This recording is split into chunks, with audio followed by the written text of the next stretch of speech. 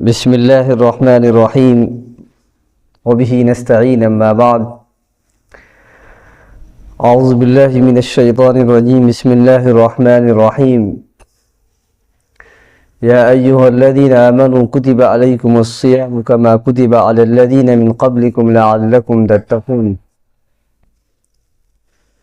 وقال النبی صلی اللہ علیہ وسلم من صام رمضان ایمانا واحتسابا غفر له ما تقدم من ذنبه او كما قال علیہ الصلاة والسلام۔ حضرات سامعین و ناظرین، جیسا کہ ہم سب کو پتہ ہے کہ کچھ ہی دنوں میں رمضان المبارک کا مہینہ آنے والا ہے، اور وہ مہینہ جس کے لیے حضرات صحابہ کرام اور نبی اکرم صلی اللہ علیہ وسلم بڑی شدت سے انتظار فرمایا کرتے تھے۔ اسی لیے نبی علیہ السلام رجب کے مہینے ہی میں دعا فرماتے تھے، اللہم بارک لنا فی رجب و شعبان وبلغنا رمضان، کہ اللہ پاک ہماری عمر میں برکت عطا فرمائیے رجب اور شعبان میں، اور رمضان تک ہمیں پہنچا دیجیے۔ شعبان کے مہینے میں نبی علیہ السلام کثرت سے روزہ رکھا کرتے تھے تاکہ ہم روزہ کا عادی بن جائے اور رمضان میں روزہ رکھنا ہمارے لیے آسان ہو جائے۔ تو ہم لوگ بھی بڑی سعادت کی بات ہے کہ ہمارے مولانا مفتی صادق خان صاحب دامن برکاتہم نے یہ پروگرام جو منعقد کیا ہے، ظاہر ہے کہ ایک لوگوں کے اندر بیدارگی لانے کے لیے، اور روزہ کیا ہے، روزے کا مقصد کیا ہے، روزہ کیوں رکھتے ہیں، اس کی طرف توجہات مرکوز کرنے کے لیے یہ پروگرام کیا ہے۔ اللہ انہیں سلامت رکھے، اور ایسے پروگرام کرنا چاہیے تاکہ امت کو، لوگوں کو معلوم ہو کہ روزہ کیا ہے، اور اس سے پہلے بھی کئی پروگرام انہوں نے کیا ہے۔ اللہ کرے کہ یہ سلسلہ جاری رہے۔ حضرات ناظرین و سامعین، کہ اللہ نے فرمایا کہ روزہ تم پر فرض کیا گیا ہے، جیسا کہ پہلے تم لوگوں پر فرض کیا گیا، تم سے پہلے لوگوں پر فرض کیا گیا۔ کیوں فرض کیا گیا روزہ؟ لعلکم تتقون، شاید کہ تم متقی پرہیزگار بن جاؤ۔ روزہ کا مقصد کیا ہے؟ کہ ہمارے دل کے اندر تقوی آ جائے۔ تقوی مطلب اللہ کا خوف، اللہ کی خشیت، اللہ کا ڈر۔ اور زندگی کا سب سے بڑا مقصد ہی یہی ہے کہ انسان متقی بن جائے۔ جیسے ہم لوگ کہتے ہیں نا کہ اس دنیا سے جانے کے بعد قیامت کے دن سب ایک دوسرے سے بھاگیں گے، کوئی ایک دوسرے کے کام نہیں آئے گا، لیکن اللہ نے فرمایا کہ الاخلاء یومئذ بعضهم لبعض عدو الا المتقین، کہ دوست ایک دوسرے کے دشمن ہو جائیں گے، لیکن وہاں پر جو متقی دوست ہوں گے وہ ایک دوسرے کے کام آئیں گے، جو پرہیزگار ہوں گے، جس کے اندر اللہ کی خشیت ہوگی۔ اللہ پاک نے سورہ حجرات میں فرمایا کہ ان اکرمکم عند اللہ اتقاکم، اللہ کے نزدیک سب سے پسندیدہ بندہ وہ ہے جو سب سے زیادہ اللہ سے ڈرنے والا ہو۔ اور روزہ ایک ایسا عمل ہے جو اللہ کی خشیت کا ایک دم مظاہرہ ہے۔ روزہ، جیسے کہ حضرت نے فرمایا کہ روزہ وہی آدمی رکھ سکتا ہے جس کو اللہ کا ڈر ہو۔ اگر اللہ کا خوف نہیں ہوگا تو روزہ نہیں رکھے گا۔ آپ بڑے بڑے شہروں کے اندر دیکھ لیں، آپ بڑے بڑے ہوٹلوں میں پردہ لگایا جاتا ہے۔ رمضان میں خاص طور سے پردے کا انتظام کیا جاتا ہے ہوٹلوں میں، تاکہ بعض وہ لوگ جو چھپ کر کھانا چاہتے ہیں وہ پردے میں جا کر کھا لیں۔ وہ لوگ ہوتے ہیں جس کے دل میں اللہ کا خوف نہیں ہے، اللہ کی خشیت نہیں ہے، وہ روزے کی حلاوت اور اس کی چاشنی سے بالکل کافی دور ہے وہ، اس لیے وہ روزہ رکھنا نہیں چاہتے۔ ہمارا روزہ جو آ رہا ہے، یہ روزہ بڑا اہم ہے۔ اس کے اندر آدمی کو یہ سوچ کر روزہ رکھنا ہے کہ یہ روزہ اللہ کے لیے رکھنا ہے، اللہ کی خوشنودی کے لیے رکھنا ہے، اللہ کو راضی کرنے کے لیے روزہ رکھنا ہے، اللہ خوش ہو جائے۔ آپ یقین جانیے، روزہ دار کا جب پیٹ خالی ہوتا ہے تو اس کے منہ کے اندر سے پیٹ کے معدے سے بدبو آتی ہے، بو آتی ہے۔ اللہ کے رسول صلی اللہ علیہ وسلم نے فرمایا کہ لَخَلُوفُ فَمِ الصَّائِمِ عِنْدَ اللَّهِ أَطْيَبُ مِنْ رِيحِ الْمِسْكِ، کہ روزہ دار کی منہ کی بو اللہ کے نزدیک مشک سے زیادہ پسندیدہ ہے۔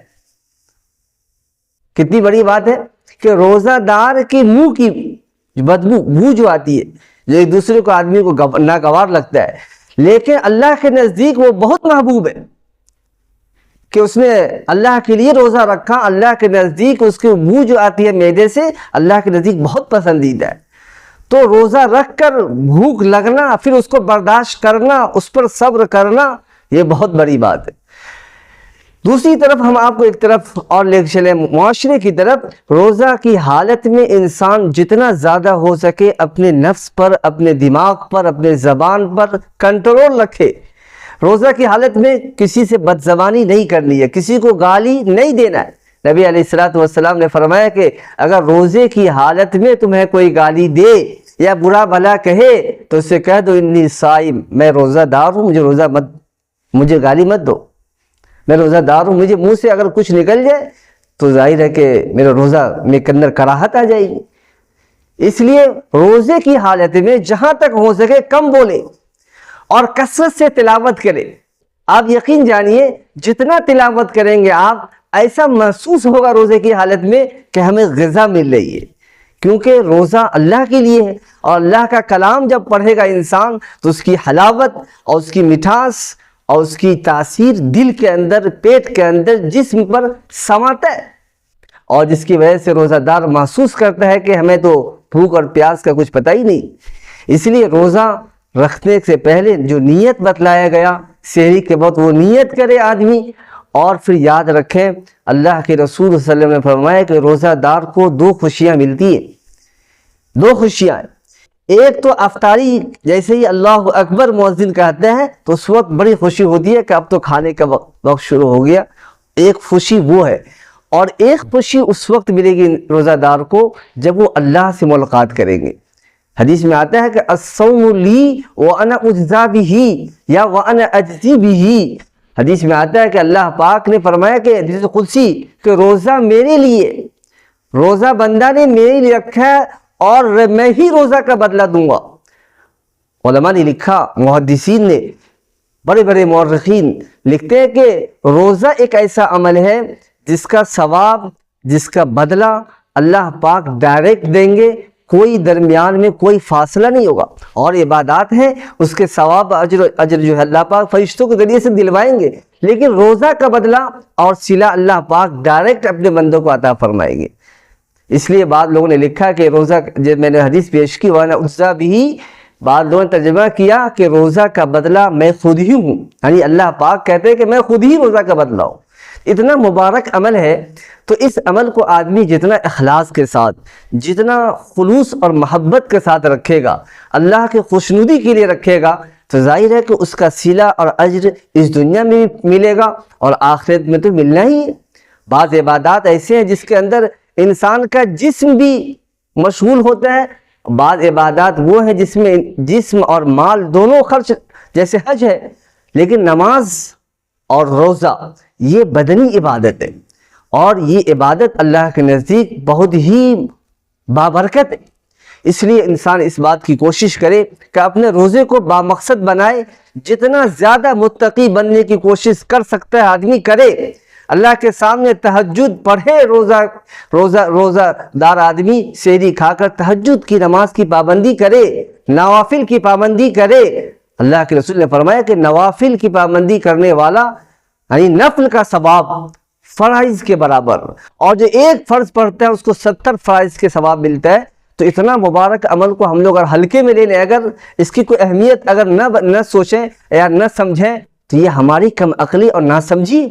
اس لیے اس بات کی کوشش کی جائے اپنے گھروں کے اندر بھی، اپنے بچوں کو بھی، اپنی عورتوں کو بھی سمجھائیں کہ روزہ کو ایک دم نہایت مبارک عمل ہے، اس کو خلوص اور محبت کے ساتھ رکھنا ہے۔ اس درمیان کوئی لغو بات، کوئی فضول بات یا کوئی ناجائز امور کو انجام نہیں دینا ہے۔ ہمیں روزہ رکھنا ہے صرف اس لیے کہ ہمارا دل کا تزکیہ ہو جائے، ہمارا دل پاک ہو جائے، مزکہ ہو جائے۔ یاد رکھیے اللہ نے فرمایا کہ یوم لا ينفع مال ولا بنون الا من اتى اللہ بقلب سلیم، قیامت کے دن انسان کا نہ مال کام آئے گا نہ اس کی اولاد کام آئے گی، کوئی کام نہیں۔ کام کیا آئے گا؟ جو قلب سلیم لے کر جائے گا۔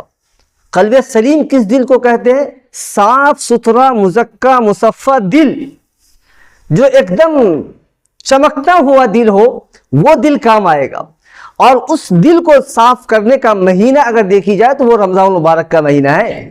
جتنا آدمی روزے کی حالت میں تقوی و طاعت، عبادات، ذکر و اذکار اور تلاوت کرے گا، اس کا دل اتنا مزکہ ہوگا، اس کا دل اتنا صاف اور ستھرا ہوگا، چمکے گا وہ۔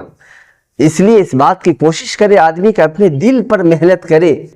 جتنے بھی اکابرین ہمارے اسلاف گزرے ہیں، ان حضرات نے دلوں پر محنت کیا ہے، اپنے دل پر محنت کیا ہے۔ حدیث میں آتا ہے نا کہ آدمی ایک گناہ کر لیتا ہے تو دل پر ایک کالا نقطہ لگ جاتا ہے، پھر گناہ کرتا ہے تو پھر کالا نقطہ لگ جاتا ہے، پھر گناہ کرتا ہے، اس طرح سے دل سیاہ ہو جاتا ہے، پھر وہ دل کے اندر اچھی باتیں، خیر کی باتیں سرایت نہیں کرتی ہیں۔ اس لیے اپنے دل کو جتنا زیادہ صاف کر سکتا ہے آدمی عبادات کے ذریعے سے، اللہ نے فرمایا کہ الا بذکر اللہ تطمئن القلوب، اے لوگوں سنو، اللہ کے ذکر سے دلوں کو اطمینان ملتا ہے، اللہ کے کلام کو پڑھنے سے دلوں کو اطمینان ملتا ہے۔ تو ہم لوگ اس بات کی اس ماہ مبارک میں آنے کے بعد اس بات کی مکمل کوشش کریں کہ روزے کی حالت میں اس بات کی کوشش کریں کہ ہمارا دل کیسے صاف ہو جائے، جو دل اللہ کو مطلوب ہے۔